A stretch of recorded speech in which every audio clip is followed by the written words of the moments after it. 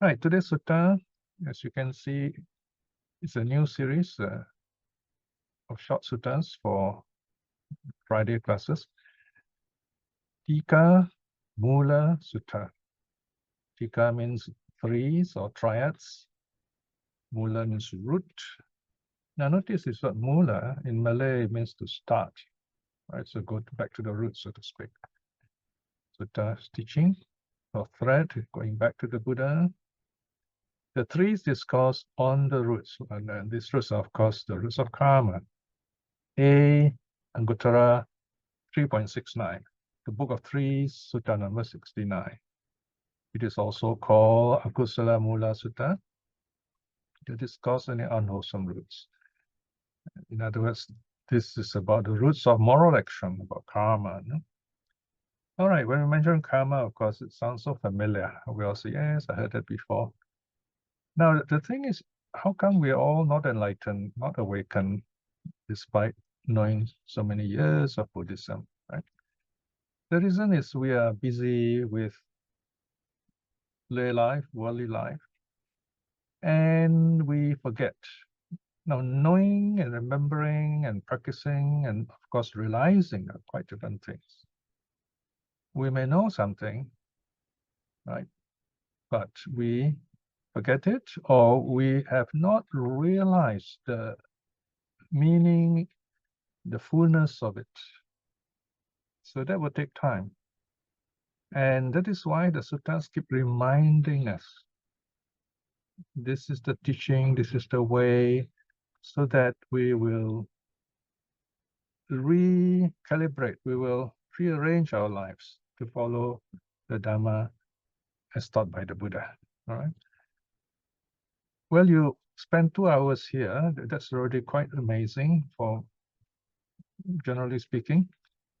But then after this, you go back to your daily life. There's so many people you have to deal with, people telling you all kinds of things, the news, the mass media, things you read, even other Buddhist books. You find lots of opinions, and they don't really bring awakening at all. So awakening is learning something and then directing your mind in a certain way, freeing the mind.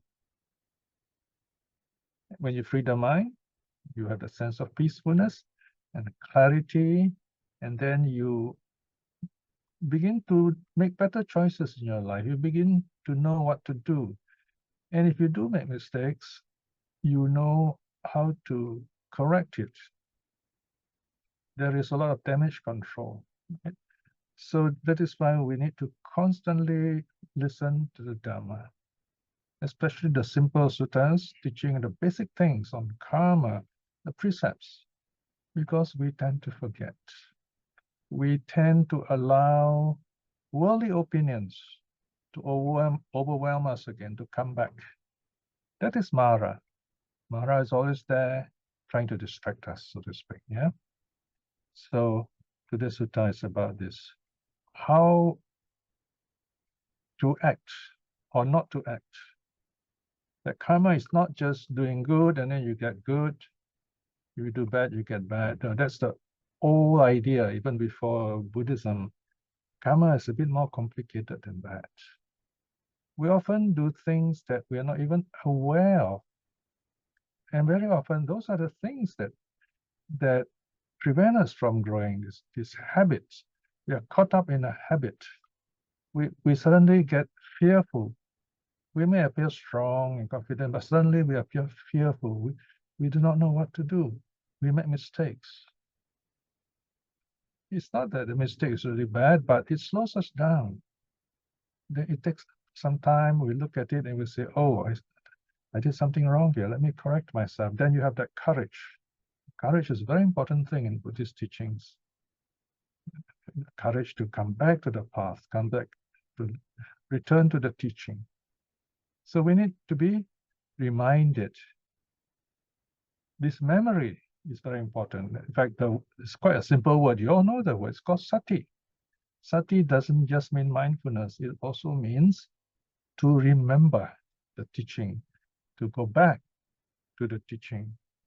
So when we talk about sati patthana, sati upatana. In other words, you establish yourself in this sati, is to go back to the teaching, the Buddha's teaching, not the philosophy and all those things. Those are extra things. The thing is, how do I improve myself? How do I keep my mind calm and clear so that things are very revealing before me? When I look at something, I say, okay, I know this. So if you keep on this kind of steady trail to this path, then as the years pass, you find your wisdom growing. Well, I'm so happy after 50 years, I look at the sutta and say, wow, it's kind of easier to understand, and you know where other connected suttas are there. And nowadays there are lots of notes that help you to relate one sutta to another, so you have a bigger picture of what's going on. But the reality is always when you are by yourself and you have to do something or not do something. Do you do it correctly? How do you do it correctly? Well, you're not sure. One good way is loving kindness. There is one sutta which talks about loving kindness and dealing with your karma. Whenever you're not sure about karma, loving kindness always works. So if you can make a habit of, before you go to sleep, just may I be well and happy. May everyone in my house, my home be well and happy.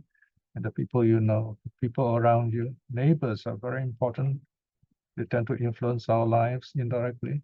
Wish them well and happy. Send your loving kindness to your teachers, because they're also in need of loving kindness.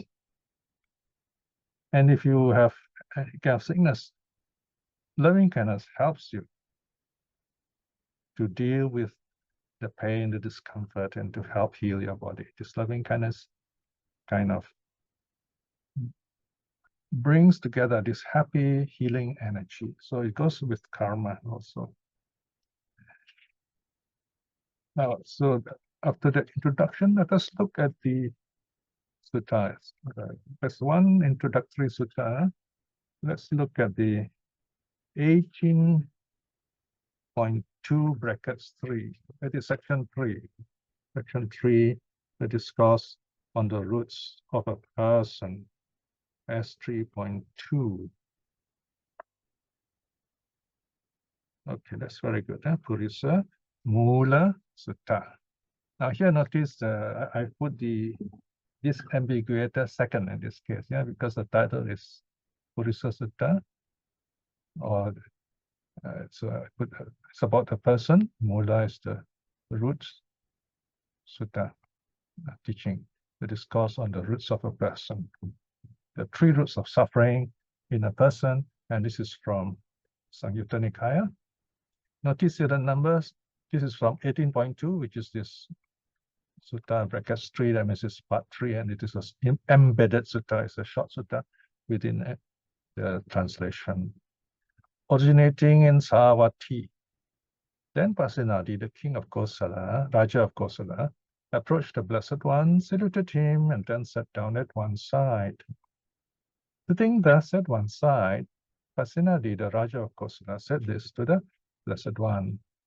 How many things, Bhante, when they arise internally, arise for a person's harm, suffering, and dwelling in comfort? So these are what are the bad things that arise? How many of them? And the Buddha replies, says, there are these 3 things, Maharaja. When they arise internally, arise for a person's harm, suffering, and dwelling in discomfort. Greed, Maharaja, is a state that arises internally for a person's harm, suffering, and dwelling in discomfort. Right, so you see this line repeats itself, you can see it before you. So I've highlighted the keywords: greed, hate or hatred, and delusion. So these are the 3 things that arise, causing harm to us, causing discomfort. We can ask why? Why does this happen? Why does the Buddha point out these three roots, these three qualities as roots of bad karma, if you like, bad action. Karma means action, intentional action, right? Now, greed is that feeling because of various situations, especially listening to people, watching people, reading things, our past knowledge, our childhood conditioning, with the feeling that something is missing. Something is missing. These are all imagined things. Of course, some are real, some are imagined. It's hard to differentiate which is which. So we have this idea something is missing in our life, and we feel very bad about this, and we are driven to look for it. So that's greed. We want this thing. Another word is want. So we're always wanting this, wanting that, because we think something is missing in our lives.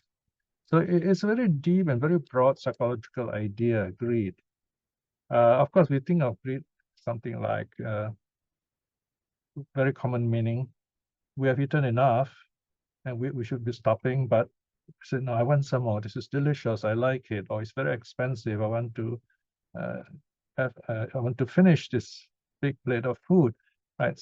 You don't need it, but you want it. See, the word want is that is greed. In other words, you don't really need it.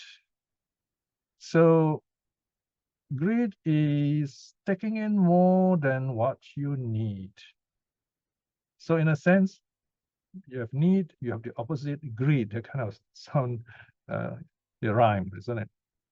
So the precepts remind us when to stop.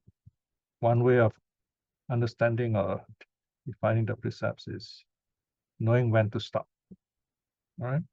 Right? Stopping from killing, stopping from stealing, stopping from sexual misconduct, stopping from lying, stopping from getting intoxicated. Right? Because we want this, we want that, and then we break the precepts. So see, greed is connected with so many other things. So all our actions, in a sense, when we do bad things, somehow greed is involved.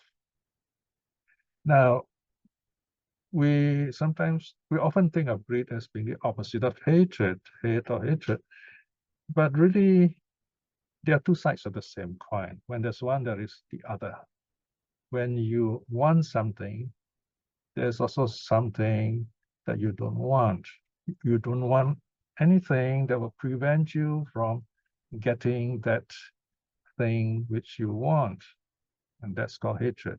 You don't like anything or anyone that prevents you from getting those things. That is hatred. So hatred is this energy of pushing away, of not wanting it to happen. But of course, it's worse than that. We'll look at it a little later. That the sutta, the next sutta, will give us some more details. But this is the basic idea. Greed is pulling in, hatred is pushing out. Right? We've heard all this before, most of us, right? But we still get caught up with it. We still get caught up with it. And sometimes we don't even know we're caught up with it. And we forget that we have been caught up with it. So this kind of learning reminds us to be stronger, have a better memory, and wiser. So Mara will not weaken us with greed, with hatred. Now, Mara is more tricky than you think, right? It is a convenient term to use. Don't think too much about who or what Mara is, but know it's an influence which is negative. The moment you go out, you go shopping, you are told, buy this, buy that, right? So that is to incite your greed. To get things, you don't need to buy things, you don't need, and so on. Right? So this is where we have to learn to adjust ourselves. Do I need this? Is this enough? Right? And so on.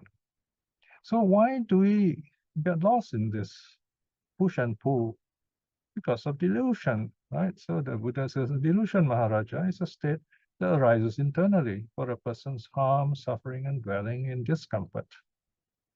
Discomfort is a very gentle word for suffering. Eh? So delusion is a little more complicated than ignorance. Ignorance, you don't know what it is. Of course, it has its own harmfulness, not knowing anything. Here, you think you know it. So very often, we have this delusion. We think we know. And then later, when we study the suttas carefully, we look at it and say, oh, this is what it really means. So then wisdom has increased. You're focusing yourself. You see more clearly what's going on. You begin to understand the nature of greed and hatred. And so, and this delusion becomes weaker. So in a sense, it is delusion that is making all these three roots happen, right?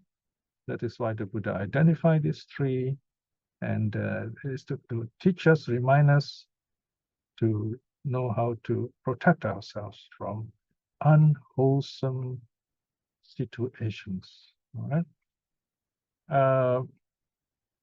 Now, just a quick definition of words like wholesome, unwholesome, and merit, especially. Right. We often hear this word punya, merit, and then this word wholesome, kusala, akusala. Now, notice these three roots. They are called Akusala Mūla, the roots of unwholesomeness. They're not called the roots of demerit. Well, we can have a whole study on this. So I'm just going to summarize the key point. Here, when we say merit, punya, that is the old pre-Buddhist teaching, where you perform a ritual, and they call the ritual karma, a kind of a ceremony. You go to the priest or prayers, and the priest will mumble, chant something. You just watch and put your palms together and then give a donation. And you don't do anything in that sense, all right? So support the priest, and the priest does everything for you. You do it right, then you're all right. That's called punya. Now, the Buddha didn't reject this because it's a very old belief. This is to help the people connect with Buddhism, but he redefined punya as saying you don't need to depend on the priest for punya, for this merit. You must do it yourself. It's by yourself you're pure, by yourself you're impure. So you have to do it yourself. Okay, and if you do it properly, then you have this merit. You're happy in this life. You'll be happy in future lives. There is a stress on future life. There's a stress on what you will get. You'll get good things. You'll get happiness. You get things you want. You know, that's punya. This is the old way of talking. It is the what shall we say? The world's way of talking. They like listening this. Oh, I'm going to get this. I'm going to get that. Right? But they don't realize what's the cost. Okay. So punya is not that bad, but it's not that good either. You can't stop there, basically. You can begin with punya, dedicating merits and so on, but you don't stop there. Because if you stop there, then you will remain in Mara's realm. You will still be caught in samsara. So the Buddha taught kusala. The Buddha taught about being skillful. Kusala can also translate as skillful. So this, when you talk about punya, it helps you to prosper in this life and prosper in future life, but you're still caught in samsara. Whereas kusala, it is more of a mental level, right? You keep the precepts, you develop your mind, and you use this mind to understand the nature of self, why we have greed, why we have hatred, why we have delusion. And you understand this better, then you free yourself from these negative roots of karma. That's called wholesome. And if you do this properly, you will not be caught up with a future life. You'll be like you become an arahat, and there's no more rebirth. You're out of this Mara cycle suffering. This consciousness is free, right? So that's one way of putting it. So remember this difference between punya and kusala. If you're not sure, please ask again during our question time. Okay, now let's go further down. So this sutta, short sutta, I think, and yeah, the Buddha finish off with a bit of poem. Yeah, lobo doso cha moho cha purisang papa cetasang hing santi atta sambhuta tacha sarang va sampalanti. Greed, hate, and delusion arising in a person of bad mind harm him, having arisen in himself like a reed its own fruit, right? So notice a lot of mention of self-effort here, right? So it's all inside us, so we can deal with it. Now we come to today's sutta, Tika, Mula Sutta, the Discourse on the Roots, A369. This sutta is divided into two parts, the wholesome and the unwholesome.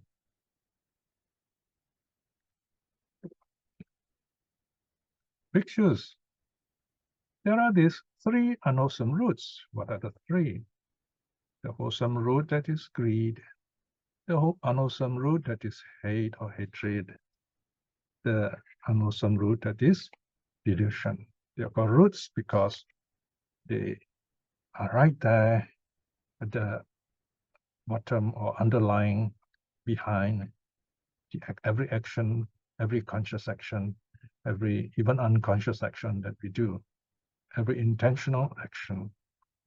So let me, since I mentioned this word, let me clarify it, all right?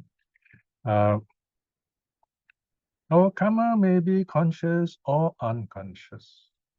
In fact, we get into trouble very often because our karma is unconsciously done. We have this unconscious deep inside us. This is our past karma. It's called anusaya. And they keep influencing us, making us want this, want that, making us angry, and then making us lost in delusion. It's this deep inside us. We have lust, aversion, and ignorance. Those are the deeper level, deeper roots, if you like. And that is found in the anusaya, the latent tendencies or unconscious tendencies, if you like. So very often we don't even know we are creating bad karma, but we are driven by greed, by hate, by delusion. You notice sometimes when we get angry, we say, oh, I didn't even know it. I was angry, or I shouldn't have been angry, for example. You know that, but it happened. So we're also talking about control. To what extent can we control ourselves? Sometimes we know it is wrong, but we cannot hold it back. We need something stronger. That something stronger is loving kindness. You need loving kindness to overcome all these negative qualities, these negative emotions. So these three roots have to be uprooted. But that's what the Arahat does. So it's quite difficult for us at this time because there's so many things going on in our lives. So we use the precepts. The precepts work like cutting weed and grass. In Singapore and Malaysia, we have this long, tall grass with rather ragged edge. They call lalang. It's really wild grass, very tall. And if you happen to go near them, they're like they're much bigger than nettles, and they will cut you. Right? So we normally will trim them right to the ground. But the thing is, they're not uprooted, so they'll grow again very, very quickly, especially after rain. So this is the kind of weed or grass that you have to uproot. And it's not easy. And later the sutta will tell us how it should be uprooted. So you find they call roots because they keep coming back somehow. And the precepts are helping. We use the precepts to cut down, to mow down this long, tall grass that can cut us. For a while, yes, the land is clear, but you got to mow down this lalang again and again. Right? So that's why we got to keep the precepts again and again. And then when you do your meditation, you begin to uproot them more and more. Okay, you uproot them, but not totally. They still somehow they still grow. So you need wisdom to remove them totally. But you start with moral virtue, with the precepts. So these are the 3 unwholesome roots. Now this is the syllabus. Now the Buddha is going into some details. Unwholesome thoughts lead to unwholesome actions. Here's the first principle. 1.2. Greed is unwholesome, bhikshus. Whatever the greedy, luddho, the greedy constructs. Notice the word constructs. They project, build up, imagine, constructs through the body, through speech, through the mind. That too is unwholesome. All right, this is a key line. All right, you focus on this verse. This bracket one shows you this the important one to start with. Make sure you understand this these verses. This one here, right? So that's, I should have kind of darken it a bit. So first of all, greed is unwholesome. So if someone tells you greed is good, we just laugh at it because it's humorous. That means it's against the truth, in this case. One of the definitions of humor, we laugh because we know it's wrong, it's the opposite. We're capable of that as humans. Whatever the greedy constructs. So when we have a greedy mind, we create these ideas, we imagine, where body, speech, and mind. These are the 3 doors of karma. All right. So if we are greedy, the mind is greedy, then whatever we think, what we do to the body, whatever we speak or say, whatever we think, are also greedy. So in that sense, it is unwholesome. The greedy person, or the greedy mind, if you like, is mind overcome and consumed by greed, wrongly inflicts suffering on another by killing, or by holding, binding, confining, or by incurring losses, or by blaming, or by banishing, thinking, I'm powerful. This is for the sake of power. It's interesting that the Buddha chooses this especially because powerful people, they destroy others. If you notice, this is a very bad year. You notice that it's the powerful, they're destroying others. That too is unwholesome. Thus, these many bad, unwholesome states born of greed, caused by greed, arising from greed, conditioned by greed, are born. Right? This covers practically all the political problems we see. There's always some greed hidden away. Right? They want this, they want that. Right? So remember here, the key points here, greed is unwholesome, negative. It is expressed through bodily action, the first 3 precepts, killing, stealing, sexual misconduct, the body. Then the 4th precept is speech. And then the 5th precept, now we understand why, I'm sure. We have a 5th precept against drugging and intoxicating the mind, because that represents the mind, the 3rd door of action. So karma, the karma of greed is expressed through body, speech, and mind. And this kind of mind makes us do terrible things to hurt others, and we also get hurt in turn. Now, notice this line says, inflict suffering on others by killing. You can see this as the 5 precepts. You can fill in the 5 precepts here if you like. Here's just some example. The Buddha is kind of like indirectly, gently warning the kings not to simply punish people and causing suffering. All right. So here we see this first definition, first root. So here we see 2 and 3. The template repeats itself, but it's good to just read through once. Hate is unwholesome, bhikshus. says the Buddha. Whatever the hateful dutta constructs to the body, through speech and through mind, that too is unwholesome. The hateful person, his mind overcome and consumed by hate, wrongly inflicts suffering on another by killing or by holding, binding and confining, or by incurring losses, or by blaming and by banishing, thinking I'm powerful, this is the sake of power, that too is unwholesome. Thus, these many bad, unwholesome states born of hate, caused by hate, arising from hate, conditioned by hate, are born. Right, so this bad karma becomes a habit. That's the meaning of the last line. It becomes a habit, right? So we have to be very careful. Hatred causes harm to others. That is why loving kindness is very important to counter this negative emotion. So through hatred, we break the precepts. Through hatred, we kill, steal, commit sexual misconduct, lie, and get drunk. Then you come to the third root, delusion. Delusion is unwholesome, bhikshus. Whatever the deluded, Mūla, constructs to the body, to speech, to the mind, that too is unwholesome. The deluded person, his mind overcome and consumed by delusion, wrongly inflicts suffering on another by killing, by holding, binding and confining, or by incurring losses, or by blaming, or by banishing, thinking I'm powerful, this is for the sake of power. That too is unwholesome. Thus, these many bad, unwholesome states born of delusion, caused by delusion, arising from delusion, conditioned by delusion, are born.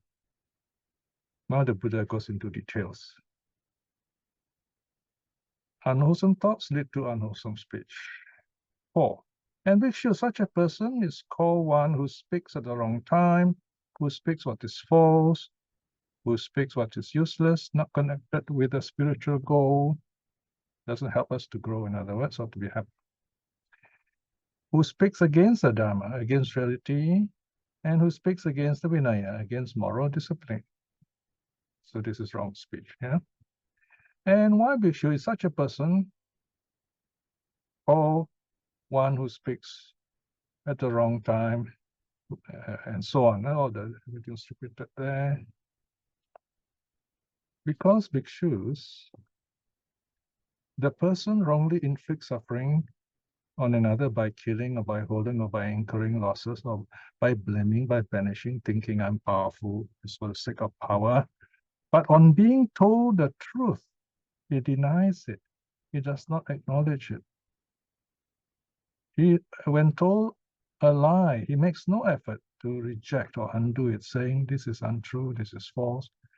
This is the reason why such a person is called the untimely speaker, who speaks what is false, speaks what is useless, speaks what against the Dharma and against the Vinaya. So here the Buddha shows when one bad karma is done, it leads to another. They kind of snowball, right? So when the mind is filled with great hatred or delusion, they do all those harmful things, and then they also kind of can't do anything about what is not true. Lies only help them, right? Then what happens to these people? How does karma react on them? Such a person, bhikshus, his mind overcome and consumed by bad and unwholesome states, born of greed, dwells in suffering right here and now in this life itself, with troubles, with despair, with feverish pains. And after death, with the body breaking up, he is destined to a suffering state. Right?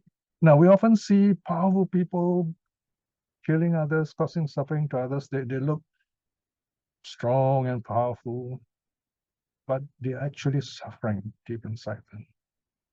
So they're suffering, we don't see that, they're very good in hiding it. Then they die painful death, and then bad karma will take over their lives. All right, let's go further down.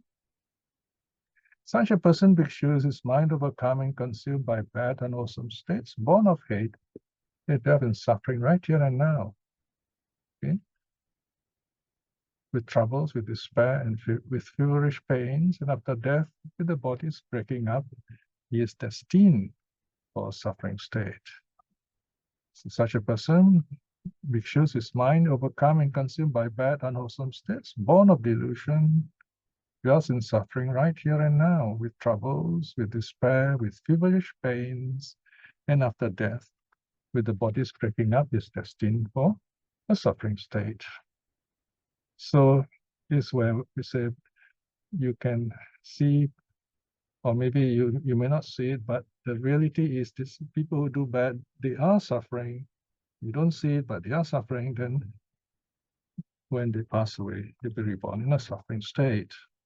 Now the Buddha gives the example of a tree, a big tree, that is covered by creepers. Just as a sal or a sal tree is a tall, big tree. Remember the sal tree under which the Buddha was born? The dawa or the spandana, these are Indian trees. When enveloped and smothered by 3 kinds of creeper vine.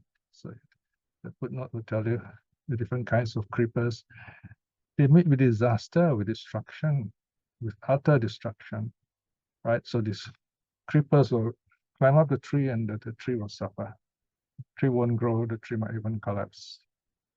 Even so, this person who does bad karma, born of greed, born of hate, born of delusion, they will suffer in this life, in the future life, just like this tree, big tree, they think they're big, and then these creepers, karma is like these creepers climbing all over them, and then during heavy rain, these creepers collect water and the tree may just topple over and collapse.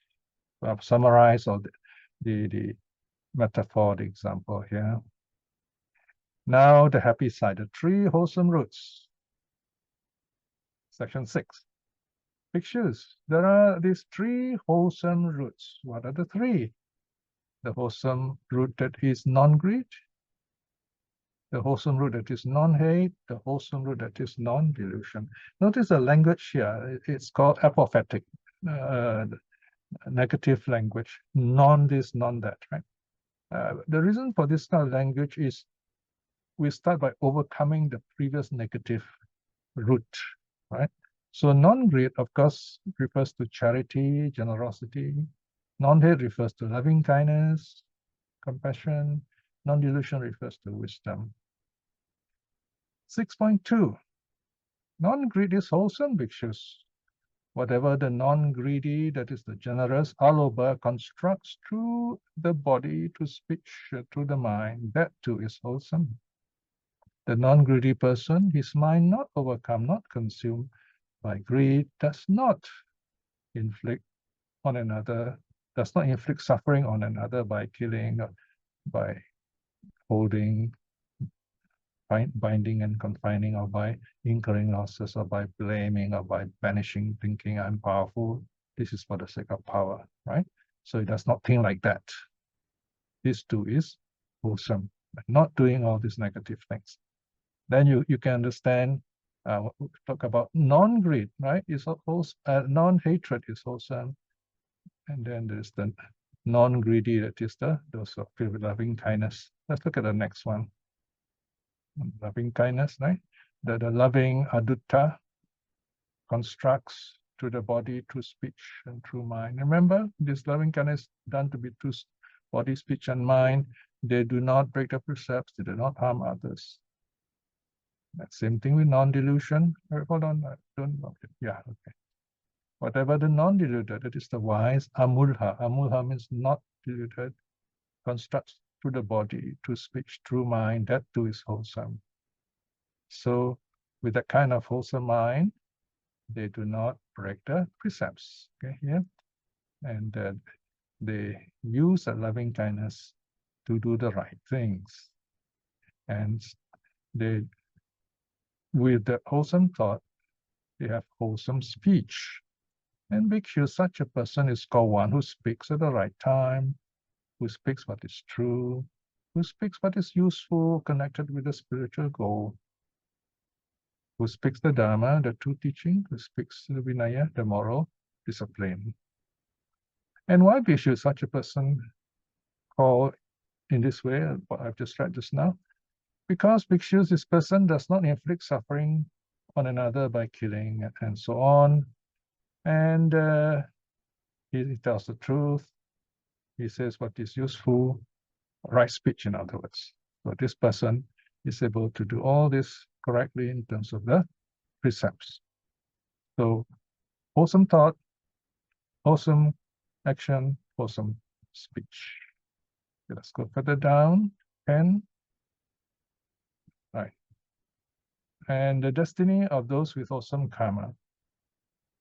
Such a person, bhikshus, who has abandoned bad, wholesome states, born of greed, making it non-existent like a palm tree cut off at its root, of a nature never to arise again. Notice, cut off at the root, yeah?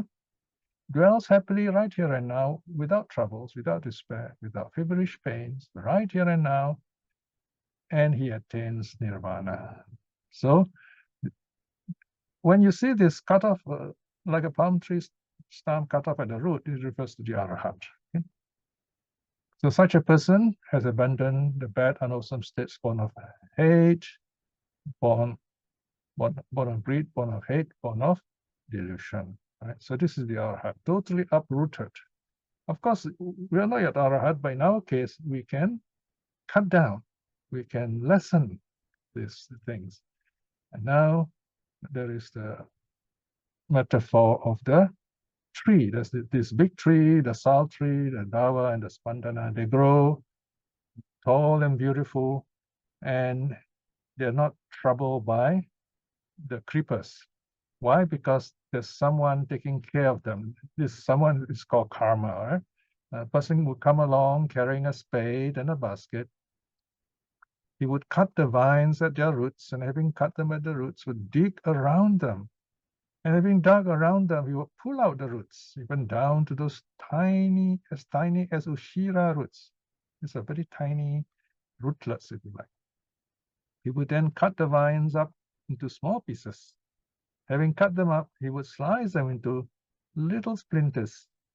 Having sliced them into little splinters, he would pound them into tiny bits. Having pounded them into tiny bits, he would dry them in the wind and the sun. Having dried them in the wind and the sun, he would burn them in a fire. Having burned them in a fire, he would reduce them to ashes. Having reduced them to ashes, he would winnow them in a strong wind and let them be washed away in the swift currents of a stream. Thus the vines would have their roots destroyed and made non-existent like a palm tree, cut off at its roots of a nature never to arise again, not destined for further arising. So here, karma is totally uprooted, no more troubles the Arhat anymore, right? So this is how the roots are destroyed. This tree grows beautifully. This is the example of the Arhat. Okay, let's look at the next section. So in the same way, in such a person, bad, unwholesome states born of greed, having been abandoned, making them non-existent like a palm tree cut off at its root of a nature never to arise again, dwells happily right here and now, without troubles, without despair, without feverish pains, and right here and now attains nirvana. In such a person, bad, unwholesome states born of hate have been abandoned, made non-existent, just like the palm tree stump cut off at the root. Okay, so same thing. Anything born of delusion also has been uprooted, just like the palm tree stump, uprooted completely. So this is our ultimate goal as a practitioners. This is the level of arahathood. In the meantime, although we may not have attained even stream winning, by keeping to the precepts, we keep a safe distance from all these negative states. So once again, remember, if you find some of these teachings a little bit difficult to remember, loving kindness, that will help you stay safe. Because when you're filled with love or loving kindness, you will not break the precepts. You will not have hate. Because when there's love, hate will not arise. And You may have a bit of greed, but it's not going to trouble you. You can quickly let it go. You know, okay, I don't need this, and when you say I don't need this, then you're less likely to be deluded. So this is how we protect ourselves with loving kindness. So remember the three roots and loving kindness. So this is a reminder once again, so that our life has quality, we are happy as practicing Buddhists. Okay, I'll give you about 10 minutes for questions. Thank you, Piya, for the teaching. Now we have our Q&A. Our Sister Isim, please take over the session. Thank you. Thank you, Sister Ratna. Thank you, Brother Piya, for the teaching. Brothers and sisters, if you have any question, you can type in the chat box or you can raise your question verbally. Brother Piya, at the moment, there's no question in the chat box. Okay, now I'll give it a while.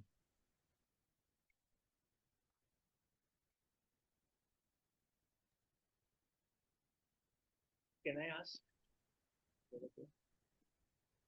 Yes, please go ahead. Brother Piya, my mind is basically burning with issues these days, but I'll try and ask one or two questions now on what you said.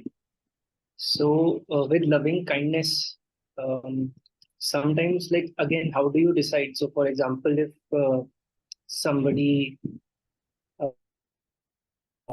say a child is asking for something, and I know, let's say a lollipop or whatever, and it may be an adult asking for somebody else, something else. So it could be that they are better off without doing it. So basically, how do you decide, even with loving kindness, that should you give them what they are wanting, or should you, like, even if like using force or something like that, in that sense, that don't like go with your opinion of what is right and then try and make them also go that way, sort of. Yes.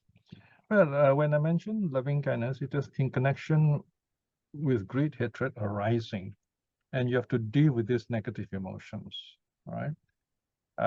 It doesn't mean you let go of all restraints and be like a saint to everyone, giving them like a tooth fairy, giving it whatever people want. No, that's not what I meant. Huh? You must have wisdom also, because sometimes the wrong kind of giving can harm people more than help them, right?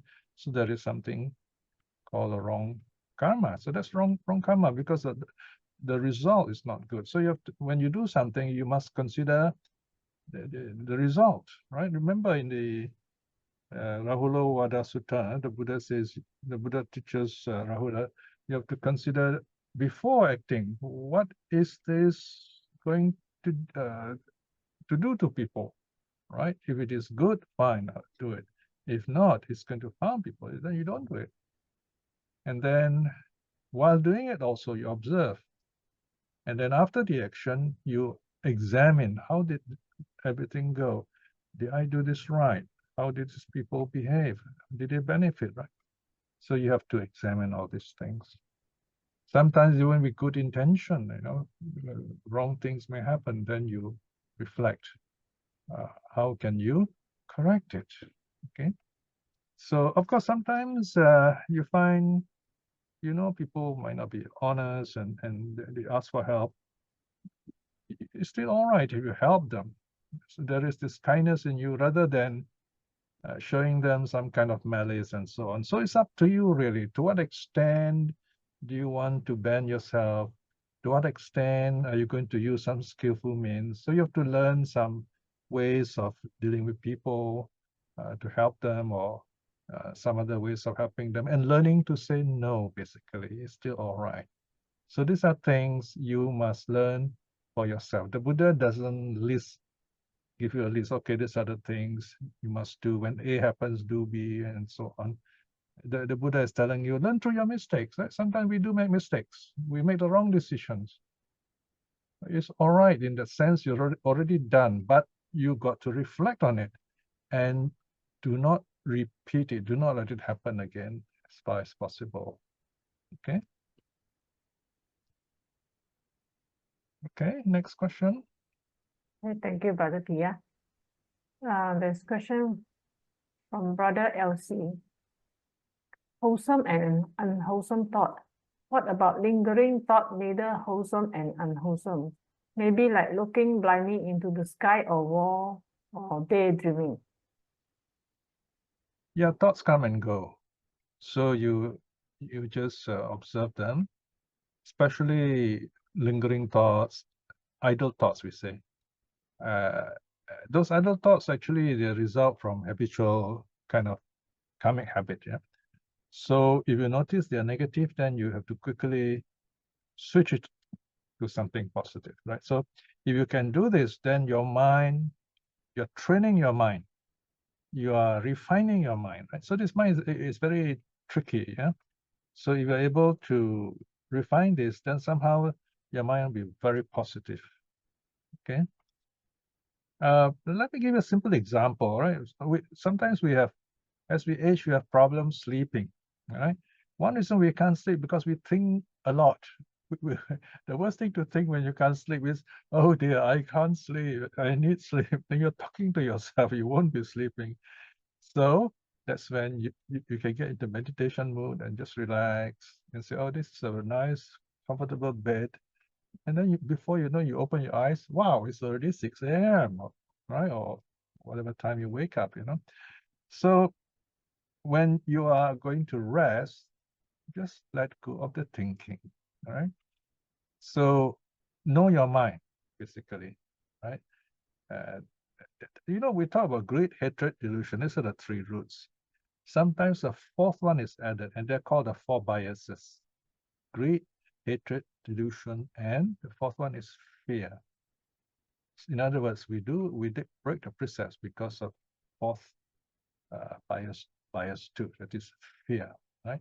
Or we do things because of fear. So you've got to be aware of that too. So again, with loving kindness, you have less fear, you have more courage, okay? Basically, if there is fear, then you ask yourself, worst case scenario, okay, what will happen here, right? If I go wrong, so okay, if I go wrong, this will happen, okay, I will bear the consequences, learn from it, and then not repeat the mistake, right? So that way, you learn not to fear, you learn to be happy and learn to make others happy too. Okay, any more questions? Thank you, Brother Piya. There's no more question in the chat box at the moment. Mm-hmm. Any brother or sister would like to ask verbally?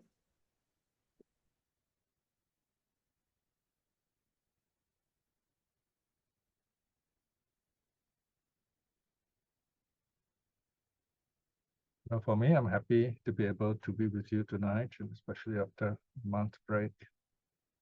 It's nice to be able to talk Dharma because I'm also reminding myself of all these vital teachings from the Buddha.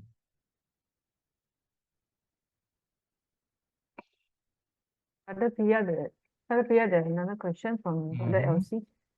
In Buddhist context, what is guilt and is guilt a thought? I must say there is guilt doesn't play a role in Buddhist psychology, or rather we discourage the feeling of guilt. What does guilt mean? Guilt, normally you have an authority figure, like especially a God figure. So you did something against God, against what the pastor told you, right? And you have guilt because you're not supposed to do it. So we don't have that kind of attitude because it's not very helpful. Guilt is a kind of fear towards authority. All right, it doesn't help. All right, it makes you feel less than what you are really worth. It kind of forces you to do something which someone else tells you to do, and you don't even know why you're doing it. So these God believers like to tell you, believe so that you can understand. It's amazing logic there, see? Believe so that you can understand, right? I mean, from you know, if we look at the situation, we should be able to understand. so that we can believe. Right? So guilt is not very helpful, even when teaching children. We learn to tell them why something is wrong. Especially we use the golden rule. We say, why, you don't want to get hurt, right? It's very painful. So other people also feel and think like that. So they can see the connection, the reasoning. It's not guilt, but they feel happy to understand what's right, what's wrong. All right. Well, we have come to the end of today's study.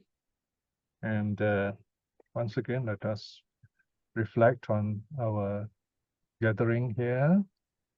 You've sacrificed some time to be at peace with yourself, to do for yourself what is best done by a person for oneself. That is to know the Dhamma, to be at peace. By all this good deed you have done today, just tell yourself, may I be well, may I be happy, may I be at peace with myself. This for yourself. And send this same kind thoughts to others who are important to you, near and dear to you, including your teachers, that they may be well and happy too. And to others who are significant to you.